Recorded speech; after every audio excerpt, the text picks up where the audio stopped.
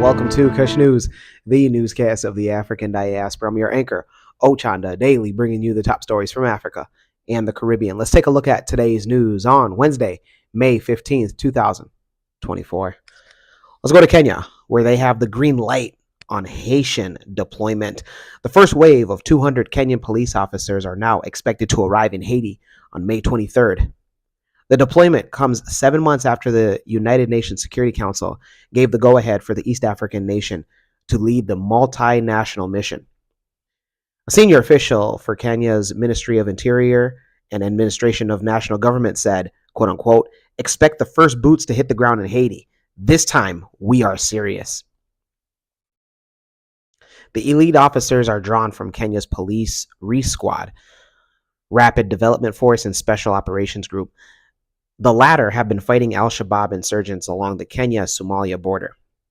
They are no strangers to violent armed actors. Half of the contingent are expected to secure critical installations, including the airport, while the rest are involved in close-quarter combat battles against anti-government rebels, which have taken over about 80% of the capital of Haiti. An advanced team of hundreds of Kenyan police officers and top police personnel were sent for special training in the United States last year in preparation for this mission. Since the assassination of Haitian President Jovenel Moïse, Haiti has been thrown into violence between anti-government rebels and police. Rebels say they are fighting for elections that have not taken place in over 8 years and potential foreign police intervention. Those in Kenya. Let us know your thoughts. Let us know if you were aware that there was now the go-ahead for Kenyan police to be deployed in Haiti. Let us know where you stand. Are you for it? Are you against it? Do you feel that Kenyan police should stay out of Caribbean politics? We want to hear from you. Let's go to South Africa, where the president signs a healthcare bill. South Africa's President Cyril Ramaphosa on Wednesday signed a controversial health insurance law just 2 weeks ahead of a highly contested general election. The new law aims to provide quality universal healthcare coverage to all South Africans, but its implementation has been met with opposition and skepticism. Put it in the current form because it's still saying there must be two-tier health systems where there's still private health and there's still public health, and government wants to outsource certain responsibilities into the NHI approved private hospitals. We know the kind of corruption that is going to happen in the transaction of those insurances payments into those private institutions. But again, the NHI says you must have a proof of residence. We are still struggling now. In its essence, the National Health Insurance is a commitment to eradicate the stark inequalities that have long determined who receives in our country, who receives adequate health care, and who suffers from neglect. By putting in place a system that ensures equal access to health care, regardless of a person's social and economic standing and circumstances, the NHI takes a bold step and a stride towards a society where no individual must bear an untenable financial burden while seeking medical attention. Among the concerns are that its execution will be undermined by widespread corruption and budget restraints. Currently, 80% of South Africans rely on state-run public health services, while about 16% has access to private health care. Public health facilities often have long lines and medicine shortages, and there are concerns about the affordability of the law and possible tax increases to fund it. Opposition parties have accused Ramaphosa of signing the bill into law as a ploy to garner much-needed support for his party. Those in South Africa, let us know on your thoughts on the new universal health care bill signed into law. Let us know on if you are for it, against it. Also, let us know on if you are financing your own health care, if you rely on state-funded health care, if you have private insurance. Let's go to the Caribbean and end it there. We go to St. Kitts and Nevis, where they form ties with Cabo Verde.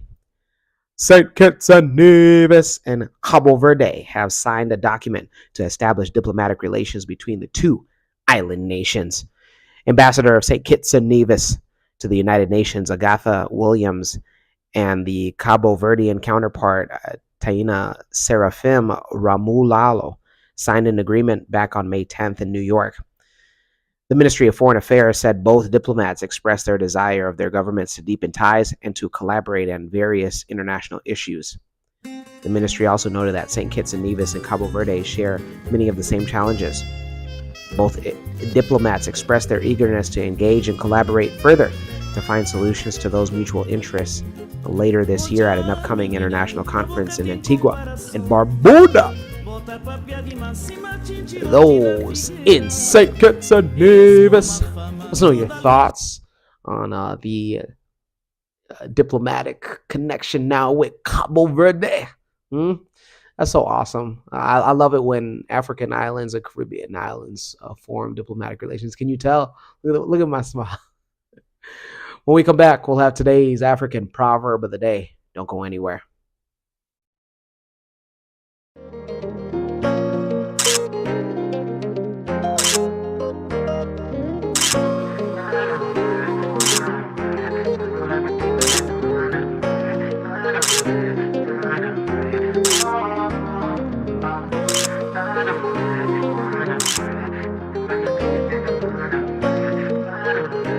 New release of the Spring Summer Collection.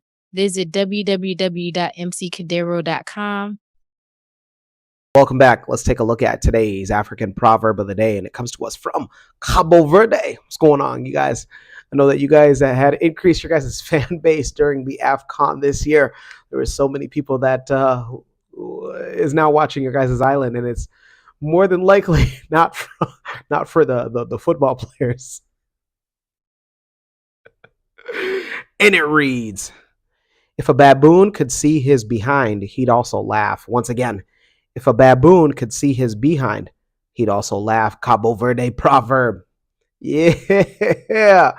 What I relate this to is that, just seeing your own inconsistencies. For one, I got a perfect example. I have a friend. I probably have a couple friends that in high school and then even after high school, they partaked in smoking marijuana. Stop hitting it so hard. Hold up, you fucking up the rotation. Puff, puff, give. Puff, puff, give. Fucking up the rotation. You can get killed with somebody else. Smoking weed. And whenever I would call them out on it, like, hey, bro, did you smoke before you got here? How did you know, bro? And their eyes would be more red than a tomato. Their movements are really slow, and then they'd have that smile like that. How did you know that I smoked? And then you're closed. Like, I don't understand why some guys don't understand that fabric picks up on whatever odor is around you. So if it's a good aroma, it'll pick up on it. If it's a bad aroma, it'll pick up on it. And so, but to relate this to the proverb is that, if they were able to see like how ridiculous that it was for them to be surprised that somebody knew that they had just smoked, they would laugh at themselves like, yeah, I kind of see like how you would pick up on that.